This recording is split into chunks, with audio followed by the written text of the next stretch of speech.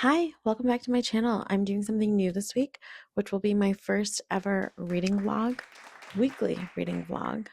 I'm excited to try this format and see what it's like. I watch millions of reading vlogs, specifically these three booktubers. I love catching up with them every week and following along on their weekly reading journeys. I've been doing some form of that in a midweek reading update where I upload shorts and reels on Wednesdays and talk about what I've been reading that week. And I am enjoying that, but I kind of wanted to do it in a longer format. Have not yet written my monthly TBR. Usually I write it in my Hobonichi. So I'm a big fan of my Hobonichi if you have not yet learned. So today's March 2nd, Monday, March 2nd. I am going to review what books I have to read this month for either ARCs, what I have to post, and what I'm reading for book club. So I'm gonna kind of go through that with you guys. I love doing this at the beginning of every month. I'm currently reading Please Don't Go by Salvador. This is a book that I mentioned in my last few reading updates. I am about 170 pages in, mainly listening to the audiobook, but really enjoying it. And I'm going to continue to read that this week. And once I make my TBR tonight, I'm going to decide what other book I should pick up and then talk about it with you guys. I'm excited that you're here. I hope that you have a cozy bev. Let's get into it. Hi, I am here post workday. It is 9:30. I just went through all of my ARCs and my bookshelf and mail that I've gotten to compile what books I have that I need to read this month, need/want to read this month that are coming out soon. I do this in prep of making my monthly TBR. It's a process. I thought I'd walk you through it in case there was interest and anyone else out there does exactly what I do. And if you do, please normalize it in the comments below. But I go through my ARCs and what books I have that are coming out this month, or what I feel like reading most of the time. It's like what book mail I've gotten that I know gets released this month so that I can read it and review it and post about it in the month of release. The first one that I will be reading is Once and Again by Rebecca Searle. Rebecca Searle is one of my favorite authors. She wrote One Italian Summer, which I read with my mom after we went to Italy. It was so beautiful. One Italian Summer, which is like one of my all-time favorite books. She wrote Expiration Dates and um 5 years in 5 years. That one I haven't read yet. But Once and Again comes out on March 10th, and the kind people at Atria were kind enough to send this to me, so I will be reading it this week in prep for its release date. And then another book that I spoke about in a vlog previously was The Valley of Vengeful Ghosts, and this comes out tomorrow. Yes, today's Monday, so it comes out tomorrow. And this was like that thriller horror therapist one that I spoke about in my last YouTube video. And then this is one that I got at Comic-Con that I've been so excited to read. I think I will be buddy reading this with one of my book besties. Nothing Tastes as Good by Luke Dumas comes out on March 31st. So I have some time for this one, but I definitely want to read it in pub month. It is so spectacular of a concept.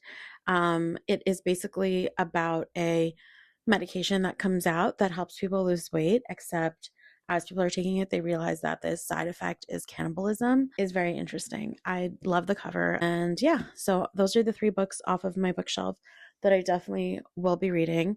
I have to now go through my book club picks and pick those. I don't think I have any physical copies of the books that are chosen for book club picks this month. So I have to figure out borrowing them from the library, or will I be listening to them on audiobook, because I definitely will not be buying them. I can tell you that much.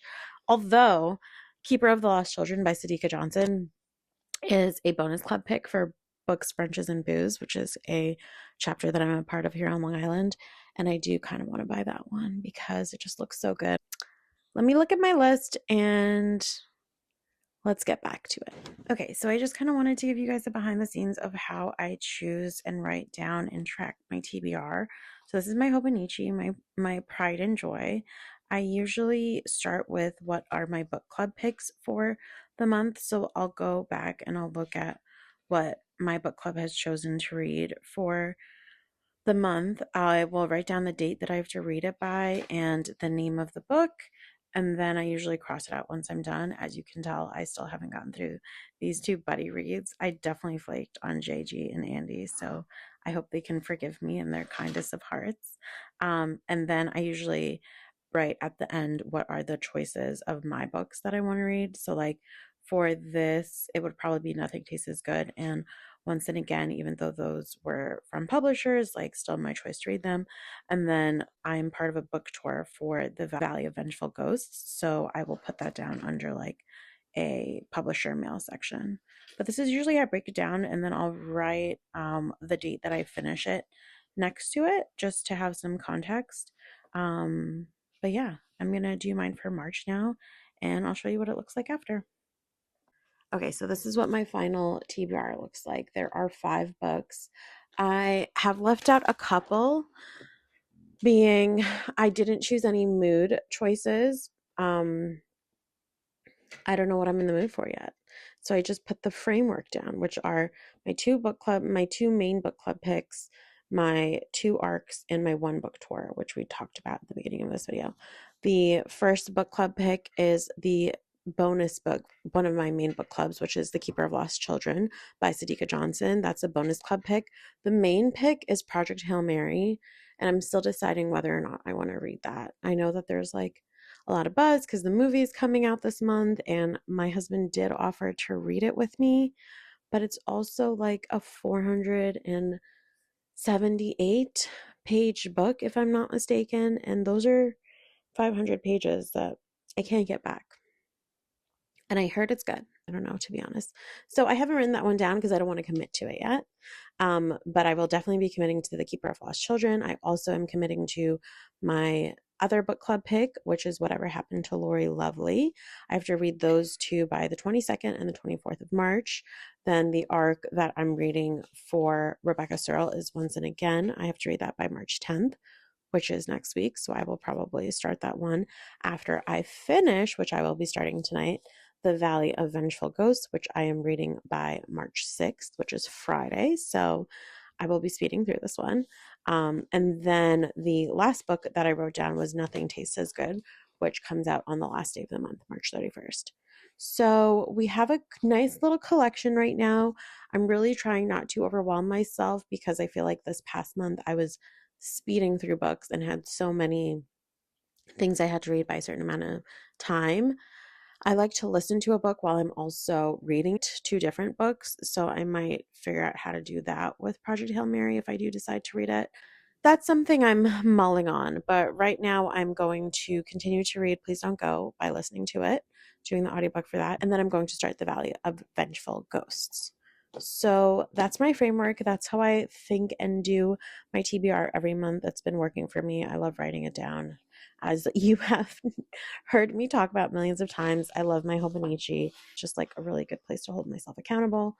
And I love writing my TBR in here. So that is where I am right now. Let's see what reading I get up to this week. Hello, I'm coming to you live from my car. Today's Tuesday. I am off today. I'm going to go work out. It's about 9 a.m. I have to figure out what I'm like filming today. I have a chunk of time, so I want to read. I want to film my February wrap up since it's already March 3rd. Wild. I'm going to continue to read the 2 books that I'm reading, which are currently Please Don't Go. I'm listening to it. I never even gave you like the backstory of it. So Please Don't Go is about 2 main characters. Our male main character is Daniel. He's about to be drafted to the MLB, which is not a spoiler, it's on the back of the book. He's like a first picked for the MLB draft. And Josephine is our main character. Josefina, she goes by Jose, I think, or Josie. And she is a swimming coach. They're both in college, both suffered from grief in different forms, and now they're getting to the point where they're like bonding over it. It's really it's a very heavy start, so I would read the trigger warnings. Salvador writes them at the beginning of the book, but it is a pretty good representation of depression. I'm currently reading The Valley of Vengeful Ghosts. I started that last night after I talked to you, and I got through 1 chapter before I face planted into the book because it was 11 p.m. and I was exhausted. But the first chapter is very good. It's very atmospheric, which I'm surprised by. Like, I didn't expect it to be as atmospheric as it is. Backstory is that The Valley of Vengeful Ghosts is basically about a therapist who loses her mom. Her mom and her were very, very close. Her mom did a lot of the administrative tasks of her life, while Eleanor, our main character, dedicated her life to being a virtual therapist, which is like very close to home because I'm a virtual therapist, practicing completely telehealth, and that's what Eleanor does. Takes care of her mom through the ending stage of her life. Her mom passes and leaves this chunk of money and says, Eleanor, please buy a house with this. Like, that's my last wish for you. We're picking up at the beginning of the book where Eleanor is looking at all of these houses, and she comes to this model home, and the first chapter ends with her being like pressured by a classic slimy real estate agent where he's just like, you have to buy this is the one, like you have to be aggressive and offer above asking and all of the things. It took me back. That's where we left off on chapter 1, and I hope to pick it back up today and we can go from there. And like that, it's already 3:30, which is insane. I have worked out, showered, eaten lunch, cleaned up, done a lot of laundry, and now I am about to film my February favorites. But before doing that, I wanted to touch base about our current read, which is Please Don't Go. I am now about 45% through it. Really enjoying it. I think it is comparable to Poisoned Ivy by Ava Rani, in the sense that the college-aged romance that is budding but is kind of under wraps because they're not telling their friends about it, or for whatever reason they're secretive about it, which I like. But I'm also like, why aren't you telling your friends? Like, what is the reason? I'm having those thoughts, but I do love that it's like not half baked. I think that it's going to be fully fleshed out, which is exactly how I felt about the college age romance in Poisoned Ivy. That was my first Ava Rani book, and I really enjoyed it. And this is my second Salvador book, like I've said, and I'm really enjoying it. So 45% through it. I can see why it is 500 plus pages. It's 15 hours and change on audiobook. It doesn't feel that way. Like, it is a very easy read, which is why I think I really enjoy Salvador's writing, because it doesn't feel as heavy as it is on some of the topics that she's touching base on. Completely bought in, and I'm going to continue reading. I might, after I film this, definitely relaxing. I have dinner tonight with my 2 book besties. After this, I'll have about like an hour and a half to chill, and I either will read this or Vengeful Ghost. TBD what mood I'm in. Today is Wednesday. I did not finish out my update from yesterday, which was that I think when we last spoke, I was on like page 170 something, and now we're on page 303. I just got to chapter 38. And it's getting a little crazy. I think we're at the point where they are trying to figure out what they want to label this as, which is very interesting because it's like really reminding me of young adult or early adulthood relationships where you're like, what is this? Like, what are we supposed to consider this as? So it's taking me back. I also really love the representation of what depression is like. I think Salvador does a really good job of writing that piece of depression where an individual struggles with their value and how people see them and how they feel undeserving at times, undeserving of people's attention, time, energy. Like, I see that really represented in Josie. I appreciate that because I don't think that's always well written in a way that feels digestible and understandable by people who don't experience depression. I don't know, I guess as a therapist, it's easier to spot, and I think that it's nice to see. So yeah, I'm enjoying this. I'm about 60% through. Last night I did go out to dinner with some friends, some book friends. So I didn't read when I came home. I'm still only on chapter 2 of Vengeful Ghosts, but I am going into the city today. I might do a little book shopping before a friend's birthday dinner. So I hope to read Vengeful Ghosts on the way in. Good morning. It is Thursday around 10 a.m. I just finished a Pilates class. I came to the library to return my book club picks from last month. They are very late. Hopefully I don't get any fees because that is my biggest fear. I looked it up on the app and it doesn't seem like my book club picks are available this month to borrow. Project Hail Mary is obviously nowhere to be found because everyone's reading it because of the movie coming out. And The Keeper of Lost Children is also nowhere to be found because everyone is reading it, which I'm happy about. Please read.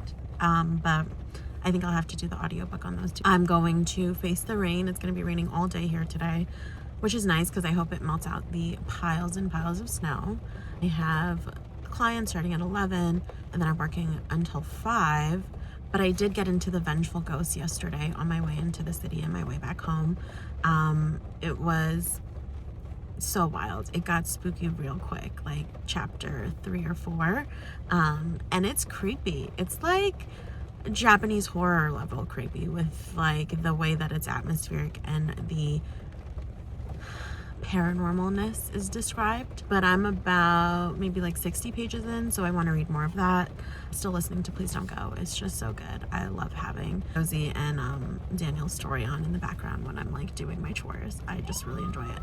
So let me get to the library and we'll touch base. Hi friends, we are back making coffee before our workday starts. I went to the library, returned my books. They did not have even like an older book that I have chosen for a book club called What Happened to Lori Lovely. It was missing. And I went up to the reference desk and I was like, what does this mean? Like, are you going to be ordering a new one? And they were basically like, no, like you could request it from one of the other libraries, but that's going to take time. So that's what I did. I guess I'm just listening to all of my book club picks on audio. I don't know why. I know why. I don't want to buy them because I feel like, one, I have no room to keep them. Two, I'm like trying to be super cautious about what books I'm buying because I'm just trying to be mindful of it, of like just my book consumption. While I say that, I came on here to tell you that I went to a bookshop yesterday while I was in the city called The Mysterious Bookshop, a bookshop that is solely crime, thriller, mystery books. And it was really cool to see. There were a bunch of signed copies as soon as you walk in. I picked up 2 books. The first one of them was free, so let's start there. The first one was Tokyo Express, which I have been meaning to pick up because I saw it on Will's January wrap up, and his Japanese horror taste kind of like coincides with what I enjoy reading. So I picked that up, and then I also saw the X's arc on one of their shelves, but I didn't see the book for sale, an arc being an advanced reading copy. I was asking the bookseller, like, oh, can I, like, do you have the regular copy of this to buy? And he's like, no, we don't, but you're more than welcome to take the arc, which was so sweet. Because I've been wanting to read the X's since I saw my friend Beach Reads by Steph post that it has an unreliable narrator and she described it as bonkers. And that sounds like it's for me. It was a cute little bookshop. If you're ever in the city and you enjoy reading crime, mystery, or thriller, I would definitely recommend you going. Hello, it is now 6 o'clock on Thursday. I have been working all day after Pilates. I haven't had much time to read, but I have no plans tonight, which means that I'm gonna get further into the wild and crazy world of Vengeful Ghosts. But I got some book mail since we've last spoken, so I thought we can open it up together. I have been listening on my like off period in between sessions to Please Don't Go. I'm really loving that audiobook. It's getting a little spicy. Booked Brown and Busy Book Club, which is just a name that I've given this group of South Asian bookstagrammers that I read The Midnight Taxi with not last month, January. We have decided to read South Asian arcs or galleys or books that have recently come out by authors who are in the diaspora of being a brown person. And Priya Guns is releasing Hustle Baby. Priya Guns is the author of Your Driver is Waiting. The publisher from Doubleday was kind enough to send it to us. To start, We Dance Upon Demons by Vaishnavi Patel, but we will start that soon, and then this will be our next one. This comes out in May.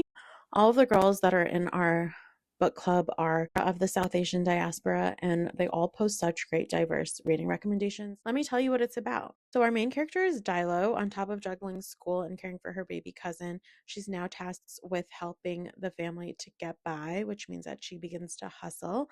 And the hustle looks like working constantly to earn enough to pay off their last meal.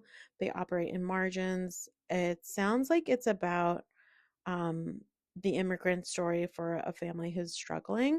Hustle Baby is a fearless and feral novel about one family's quest to live the good life and what happens when we push those with nothing past their breaking point. This sounds like they're looking for a lifeline. They find one in what they think is their possible rags to riches story with a day trader named Mark. He comes swaggering in, and it doesn't seem to be all that it's cracked up to be. And that's where things go crazy. I'm excited about this cover. I'm excited to read this with my book girlies. And yeah, the agenda tonight consists of finishing editing on my February wrap up. And then I'm going to get back to Valley of Vengeful Ghosts. I'm about 60, 70 pages in. And then I'm about 70% into Please Don't Go. And I really want to wrap that up, but I want to focus my energy on Vengeful Ghost tonight because I haven't really gotten to read that much this week. So that's where we're at. I realized it's Friday at 4 p.m. almost, and I have not checked in with you about my weekly reading.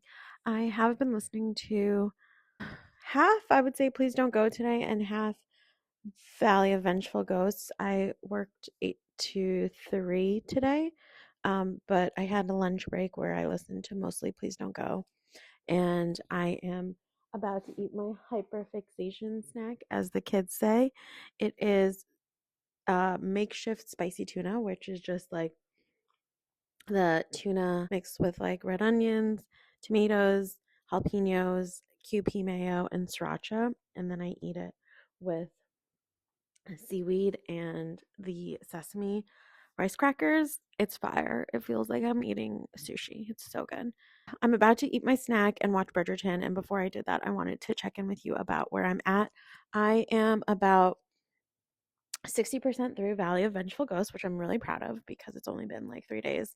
It did get creepy very quickly. I really do enjoy how the delusions or hallucinations or manifestations, let's say, of Eleanor, our main character, how her grief is kind of like coming out within the house that she's purchased. It also is interesting as just like I can't call myself like a new homeowner now because I've been in this house for 3 years, but it's also interesting how the weight of becoming a homeowner is kind of also creeping into the story in some sense. So I'm really enjoying that. It is a very engaging story, and I feel like it is definitely more atmospherically written than I thought it was going to be. So I'm really enjoying this one so far, about 60% through. And then with Please Don't Go, I am pretty far in. I have like maybe 25% left to go. I'm on page 444. 444, look at that. And this is just so good. I really love Salvador's writing. We're at the point where they finally labeled their relationship. We've finally gotten there, and they're trying to figure it out for themselves and slowly sharing it with people that they're close to. And I'm really enjoying it. Feel like it's taking me back to the college days. I don't know, it's an easy listen, to be honest. I really enjoy the audiobook. I can't wait to wrap these two up. I hope to finish them out by Sunday. It's Friday. Tomorrow we are celebrating my husband's birthday, so we're going to do that. On Sunday, I know that I will have some time to read before we begin a new week and some new books. So, yeah. Be in touch once I finish one of these up. Good morning. I have not caught up with you in a minute. Today is Sunday. It is around 11:30. It's daylight savings, so I'm a little bit thrown off my sketch. But it's this gray hair just wants to say hi. Let's just tuck it in there. Let me catch you up. Yesterday, we did a little birthday celebration for my husband. We went to the cutest record shop. It was a record shop / coffee shop. It was very cute. Then we went to a brewery, had all the yummy, delicious food with the pretzels, all the things. We came home late, but I was able to finish Please Don't Go by Salvador. So I want to give you my full-fledged thoughts on that. But right now I'm going to pick up some iced coffee and some bagels and do a little slow Sunday morning post Pilates. And then when I'm showered, I will give you all of my thoughts about Please Don't Go. In short, I enjoyed it. Who saw that coming? But I'm also about 60% through with Vengeful Ghosts, and today is Sunday, so I really want to finish it today so I can start a new book tomorrow. And I probably will finish it today because it's about 230 pages, and I think I'm on like 170. So I have like 80 pages left. Not bad. But iced coffee time, bagels time. Let's go.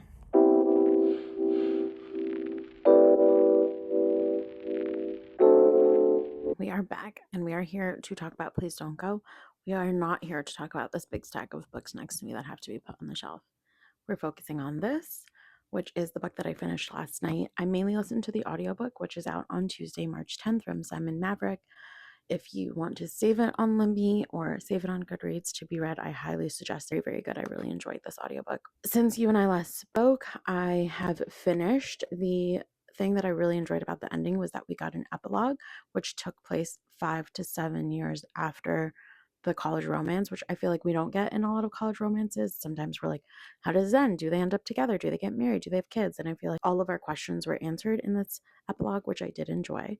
I kind of talked about the mental health representation in the beginning of the book through Josie's depressive symptoms and how they manifested, and we get to see how Daniel's PTSD kind of manifests through depressive symptoms in the later half of the book. It is a very honest take on how depression and PTSD symptoms can look very differently in different people. Daniel's perspective on how his brother passed away has landed with a lot of responsibility on his shoulders, and he feels the weight of the death of his brother, especially in his family dynamic, and the weight that his dad has put on him through the death of his brother. So we kind of see how that weight takes a toll on Daniel in the later half of this book. And Daniel is represented as a character in this book as someone who is always making his friends laugh and is a very sweet and nice, kind person. And you kind of see how, even though someone is struggling with all of these feelings of loneliness, emptiness, darkness, they can still appear to be that happy-go-lucky person. And it's interesting to see that depicted in this book. And I really did appreciate that perspective of what mental health can look like when it's not always so blatant. I really enjoyed that perspective.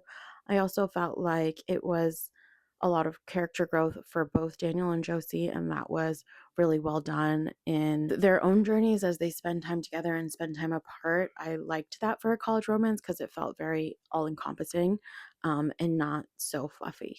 It definitely felt fully baked, which I enjoyed. 4 stars. I really, really enjoyed this one. Thank you to Simon Maverick for the audio of this. Like I said, it comes out on March 10th, so be sure to check it out.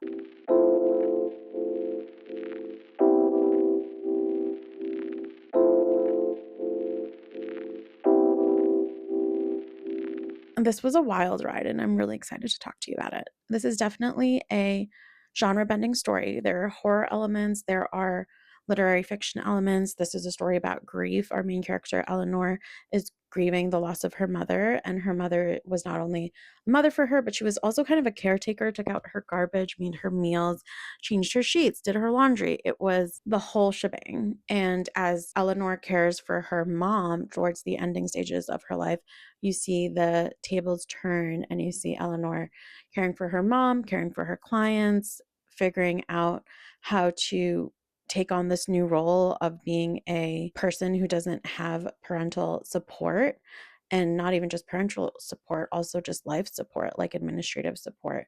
Her mother made a lot of big decisions for her, and you kind of see more of their mother-daughter relationship towards the end.